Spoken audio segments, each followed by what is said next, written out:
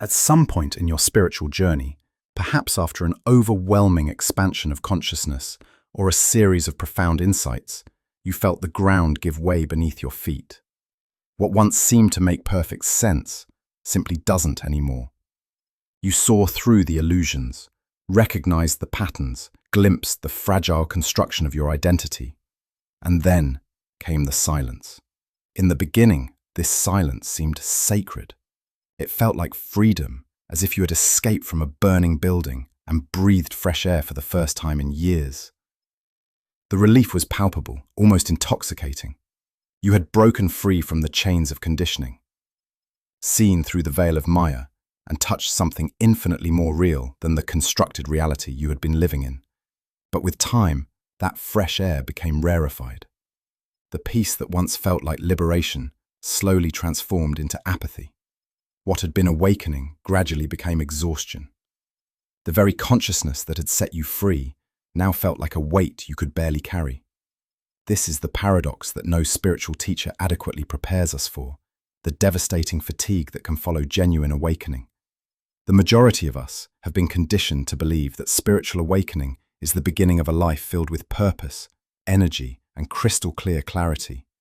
We imagine that upon seeing the truth, we will finally feel inspired, motivated, and aligned with our highest purpose. The spiritual marketplace sells us images of enlightened beings, radiating joy and vitality, teaching us to expect that awakening will ignite the flames of passion within us. But what almost no one tells you is that for many, awakening first destroys before it creates. It doesn't inflame the soul with purpose. It empties it of everything that once provided meaning. The process is far more archaeological than inspirational, more about excavating than building, more about dissolving than manifesting. Suddenly, everything that previously moved you loses its significance. The career you were pursuing with such determination now feels hollow and meaningless. The goals that once motivated you to leap out of bed each morning seem trivial and constructed. Even the hobbies and simple pleasures that used to bring you joy feel colorless and artificial. It's as if the soul has dimmed the lights of life and forgotten to turn them back on. Everything appears faded, like a photograph left too long in the sun. The vibrant colors of your previous existence have been bleached out, leaving behind a world that feels two-dimensional and lifeless. You move through your days like a ghost haunting your own life, going through the motions, but feeling disconnected from any real sense of purpose or drive. And then arises the question that echoes in the silence of your being. Why don't I have motivation anymore? Why, after seeing so much truth, do I only want to lie down and do nothing? This question haunts you because it challenges everything you believed about spiritual growth and awakening. Shouldn't greater consciousness lead to greater engagement with life? Shouldn't seeing the truth inspire you to live more fully? This state you're experiencing isn't depression in the clinical sense, though it may share some similar characteristics. It's not a failure of will or a lack of spiritual progress. It's not evidence that you're weak or that you've somehow done something wrong on your path. What you're experiencing is what Carl Jung, one of the greatest minds in analytical psychology, would recognize as a liminal space, a psychological limbo. Jung described this condition with remarkable precision, long before we had modern terminology for what you're experiencing. This is the zone between the collapse of the ego and the birth of the self. It's a necessary death that precedes a profound rebirth. But the gestation period can feel endless and excruciating. Jung called this stage Nigredo, the blackening phase in the alchemical process of the soul. In medieval alchemy, this was understood as the initial stage of transformation, where the prima materia, the raw material of the soul, must first be broken down completely before it can be reformed into something precious. The alchemists knew that you couldn't create gold without first reducing the base metals to their essential components. In this phase, the ego, that complex system of identity that previously motivated you through achievements, recognition, and social survival, has collapsed under the weight of truth. The elaborate structures of personality, ambition, and desire that once provided direction and energy have been revealed as constructions, and they've simply fallen away. But the self, your deeper psychic center and authentic core, hasn't yet fully emerged as an active force in your life. You're in the void between worlds, suspended in a space that feels simultaneously empty and pregnant with possibility. It's terrifying and sacred, devastating and holy. You're no longer who you used to be, but you haven't yet become who you're meant to be. What many people describe as spiritual burnout, Jung would recognize as a natural phenomenon following the dissolution of the persona. For years, perhaps decades, your nervous system was fueled by external triggers and motivations. The fear of failure provided adrenaline, the desire to be seen and recognized offered dopamine, and the need to fit in and belong gave you a sense of direction and purpose. These external motivations created a complex web of emotional and psychological fuel that kept you moving forward, even when that movement wasn't aligned with your authentic nature. Your ego had learned to extract energy from approval, achievement, competition, and the endless pursuit of more. More success, more recognition, more security, more pleasure. But awakening has a way of burning through these artificial energy sources, like a forest fire consuming dry brush. The awakened consciousness sees through the illusion of external validation and recognizes the futility of ego-driven pursuits. Suddenly, the old emotional gasoline that powered your life has been exhausted, and the new fuel, whatever that might be, hasn't yet been discovered or accessed. Your body feels the pause viscerally. Your nervous system, accustomed to the constant stimulation of striving and achieving, doesn't know how to function in this new paradigm of being, rather than doing. Your mind tries desperately to understand what's happening, cycling through explanations and solutions, while your ego enters a state of panic, terrified that this emptiness means something has gone terribly wrong. Jung warned that our modern culture is particularly ill-equipped to handle this kind of pause. We live in a world that glorifies action, productivity, and performance.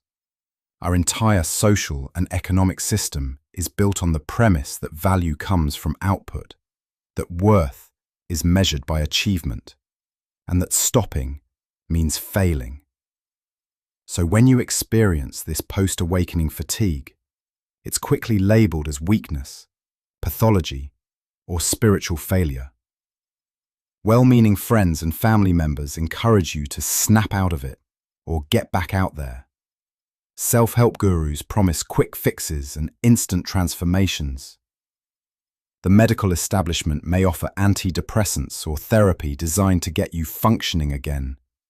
But the truth is that you're not regressing, you're metabolizing.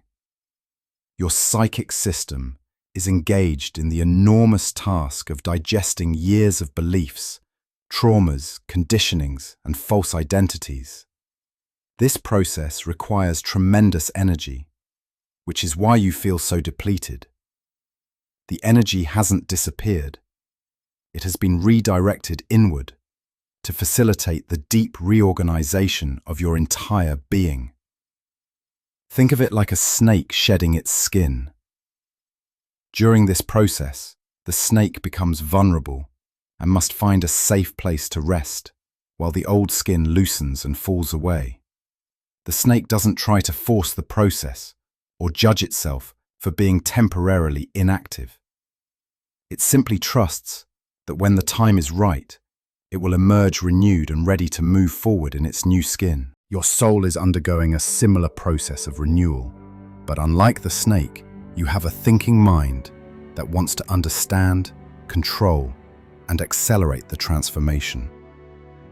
This mental interference can actually prolong the process and increase your suffering as you fight against the natural rhythm of death and rebirth that's occurring within you.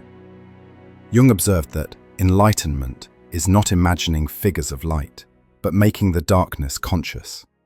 Your ego is fundamentally disoriented because the old script has been burned away, but no new script has yet been delivered.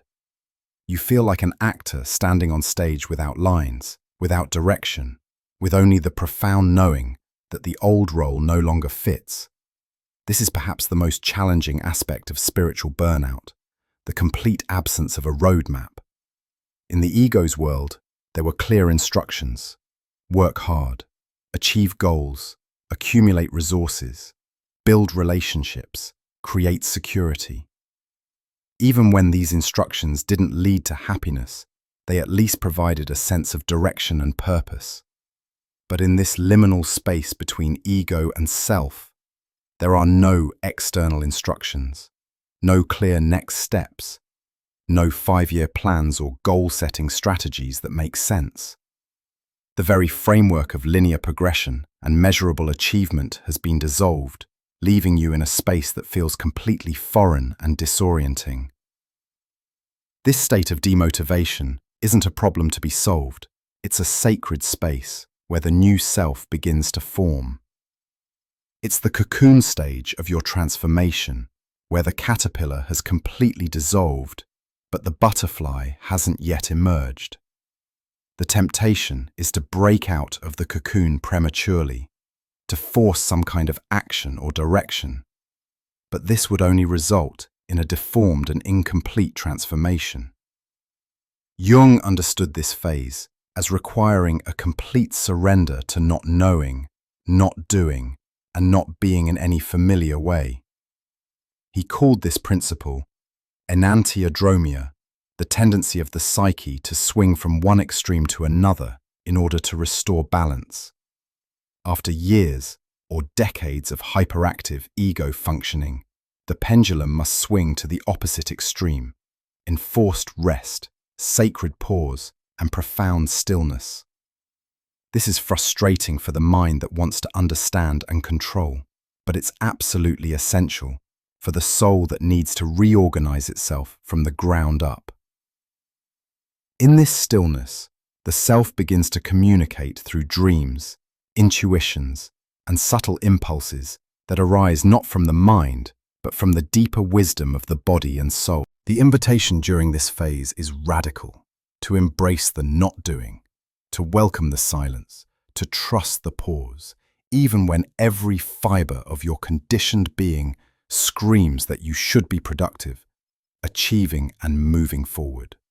This goes against everything you've been taught about success and progress, but it's exactly what your soul needs to complete its transformation.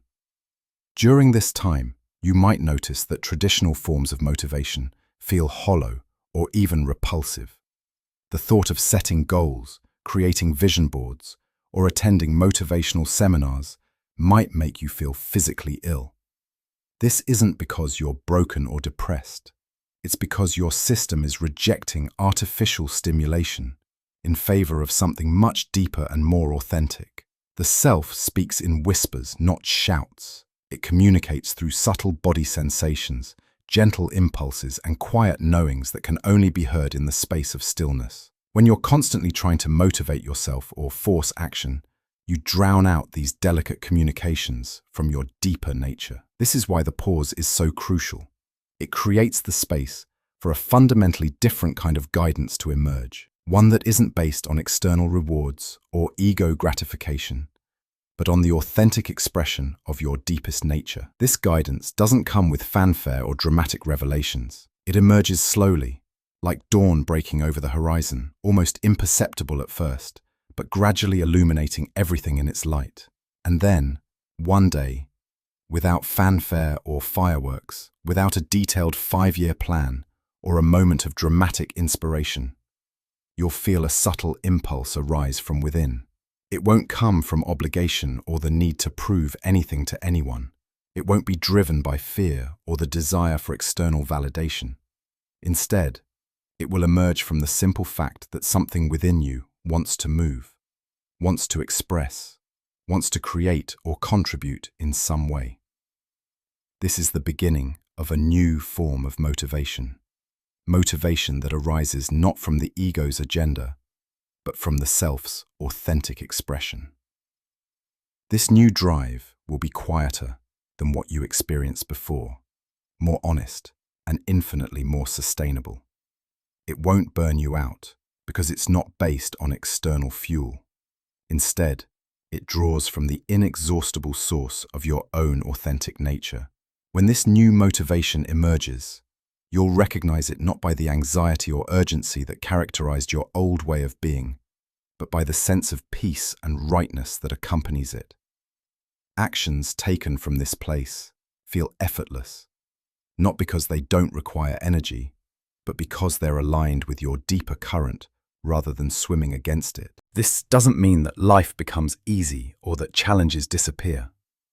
Rather, you develop a different relationship with action and effort. Instead of forcing yourself to do things that drain you, you find yourself naturally drawn to activities and pursuits that energize and fulfill you. The work becomes play, not because it's not challenging, but because it's an expression of who you authentically are. The motivation that emerges from the self is also more sustainable because it's not dependent on external conditions. It doesn't require constant validation, approval, or visible progress to maintain itself. It draws from a deeper well that doesn't run dry, even when circumstances are difficult or when others don't understand or appreciate what you're doing. This new way of being also transforms your relationship with rest and pause. Instead of seeing downtime as unproductive or lazy, you begin to recognize it as an essential part of your creative and spiritual process. You learn to trust the rhythms of expansion and contraction, activity and rest, that are natural to all living systems.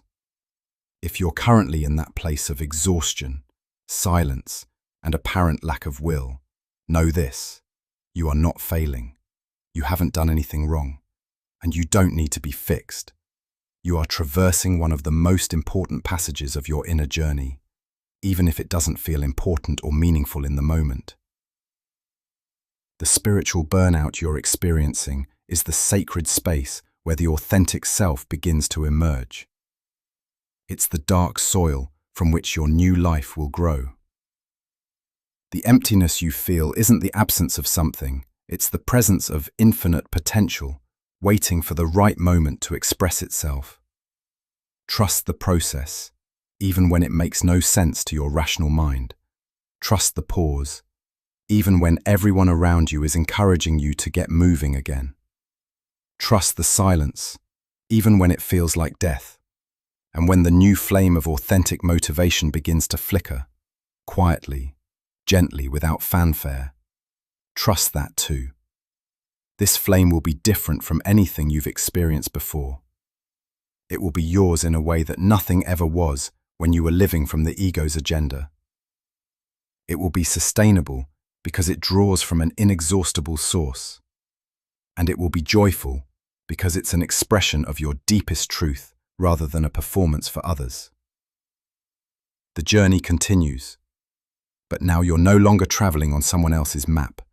You're creating your own path, step by step, breath by breath, guided by the wisdom of your own awakened heart.